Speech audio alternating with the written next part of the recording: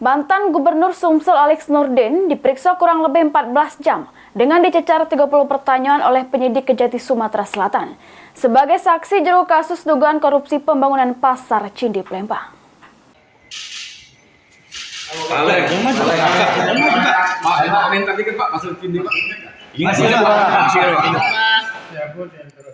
Mantan Gubernur Sumsel Alex Nurdin dipanggil penyidik Pisus Kejaksaan Tinggi Sumsel sebagai saksi jero kasus dugaan korupsi pembangunan Pasar Cindi Palembang. Alex Nurdin selesai jalani pemeriksaan selama lebih kurang 14 jam. Dicecar sekitar 30 pertanyaan oleh penyidik sebelum akhirnya balik ke mobil tahanan untuk digawa lagi ke rutan kelas 1 Palembang.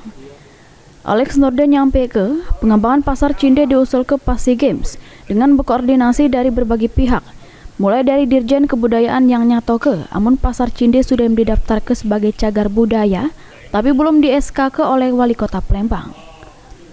Pemerintah provinsi membentuk tim pengkajian pelestarian Pasar Cindi yang berjumlah 30 wong dari Pemprov Sumsel, sama 41 wong dari pemerintah kota. Kondisi Pasar Cindi pas itu juga kotor dan kumuh.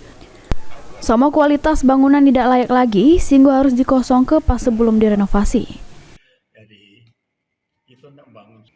Pasar Cindi memang itu sudah didaftarkan, diregistrasi untuk cagar budaya, tapi belum di-SK-kan.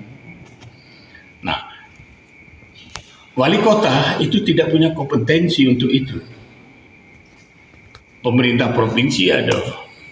Kita bentuk tim pengkajian pelestarian Pasar Cindi. Itu banyak Pak, 30-an wong gitu. Ada dari Purbakala, Kepala Badan Purbakala dan cagar budaya Jambi, karena dia membawai Sumatera Barat.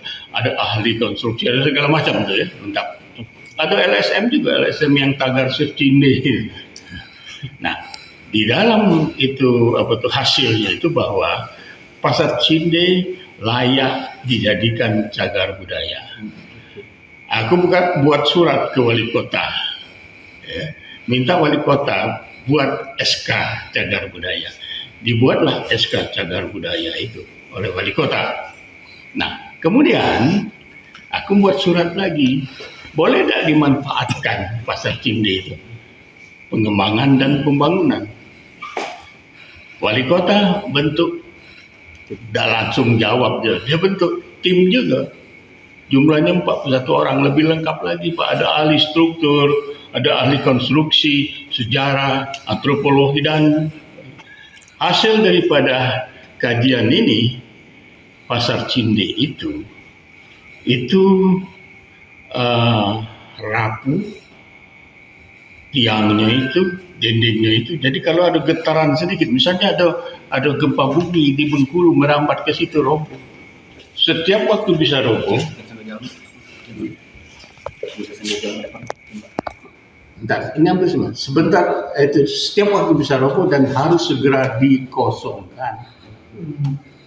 Wali kota buat surat ke gubernur, boleh pemanfaatan itu, tapi berdasarkan rekomendasi daripada tim itu, yang fasad depannya itu tidak boleh dirubah.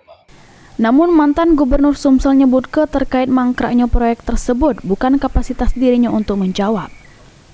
Idham, PAL TV.